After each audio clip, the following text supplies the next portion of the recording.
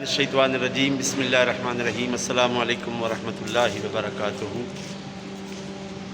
Gausiya channel पर बंदा नाचीज़ मोहम्मद मुबशर हुसैन शाकिर सैफ़ी आपको खुश आमदीद कहता है। हमारे चैनल को सब्सक्राइब करें, लाइक करें और शेयर करें। वीडियो को अव्वल से लेकर आखिर तक देखें। आपका ये अमल नेकी के इस पैगाम को आगे पहुँचाने का ज़रिया बनेगा। दुआ है अल्लाह तबारक व तआला जल्ला शानहू हुज़ूर नबी करीम अलैहिस्सलाम के नालैन अक़दस का सदका हम सब पर अपनी बेशुमार रहमतों का नुज़ूल फरमाए।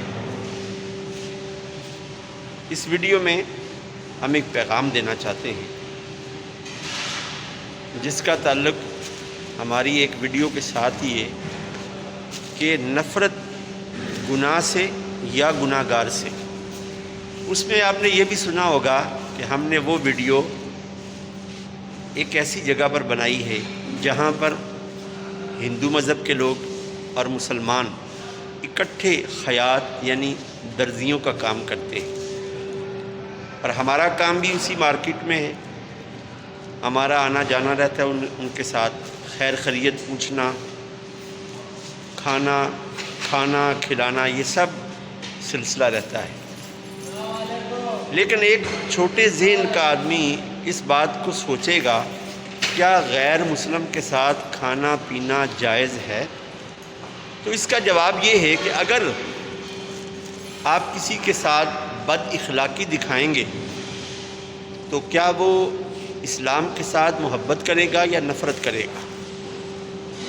और अल्लाह तबारक व तआला जल्ला शानहू ने इंसान की फ़ितरत में मोहब्बत रखी है।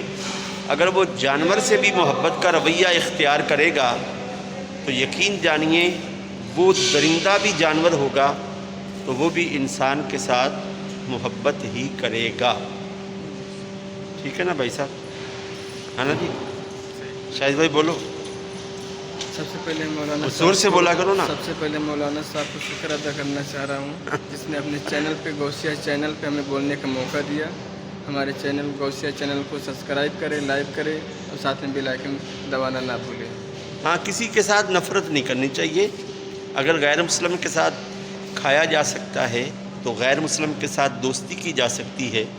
तो उसका मकसद और नीयत ये होनी चाहिए कि हमारे इस रवैये को देखकर ये हमारे मज़हब की तरफ राग़िब हो, हमारे मज़हब से मोहब्बत करे, नफ़रत नहीं करी।